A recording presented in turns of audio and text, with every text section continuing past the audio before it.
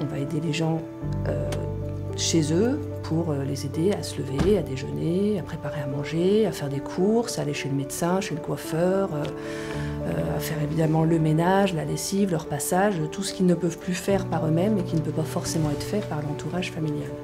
Bonjour Théo. Bonjour Laura. Ça va bien? Alors, comment tu vas aujourd'hui? Bien et vous? On se fait un bisou.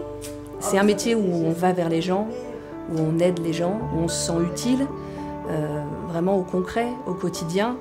On crée des liens avec les personnes, enfin, c'est un métier de l'humain, de l'aide, et c'est beau quoi, je sais pas.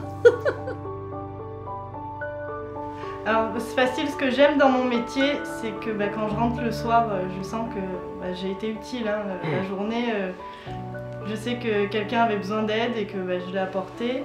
C'est la mécanique qui est un peu rouillée, je pense. Il y a l'âge, hein.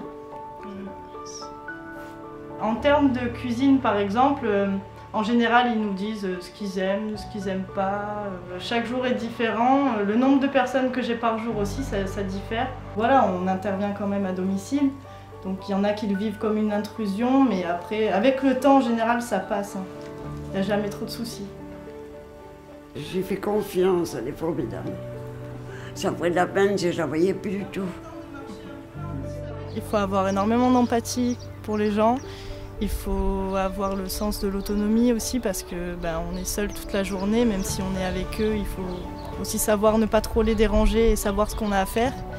Et il faut savoir travailler en équipe. Adémel Balvivaré, Sandrine, bonjour.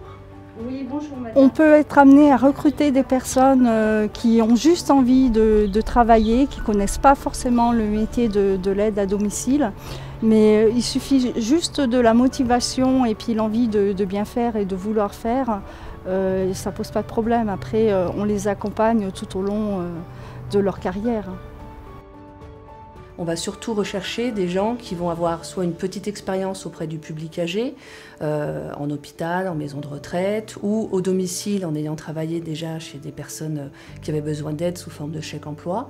Et puis après, on va s'appuyer aussi sur des compétences humaines. Ça peut être quelqu'un qui a travaillé avec les enfants, qui s'est occupé de ses parents âgés, qui va du coup avoir fait preuve de patience, de connaissance du public, même si c'est d'être allé aider ses voisins ou de s'être occupé de son papa jusqu'à son décès, ou des choses comme ça qu'on retrouve sur les profils qu'on va rechercher. Le Greta propose la formation au DEAES spécialité accompagnement de la vie à domicile pour former les futurs professionnels du domicile.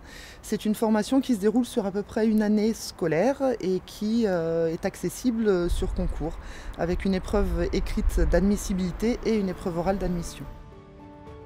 Nous avons développé un partenariat avec les entreprises du secteur de l'aide à domicile afin que ces entreprises puissent accueillir dans de bonnes conditions les stagiaires qui sont en formation DEAES.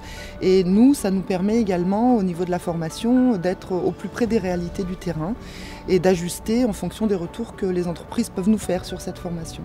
La candidate idéale pour nous, elle a un diplôme DEAVS ou maintenant DEAES. Ce qui me paraît évident comme message à faire passer, c'est que quelqu'un qui a ce diplôme-là trouvera forcément du travail. Le contraire me paraît vraiment impensable. Vous êtes intéressé par cette formation? Contactez-nous.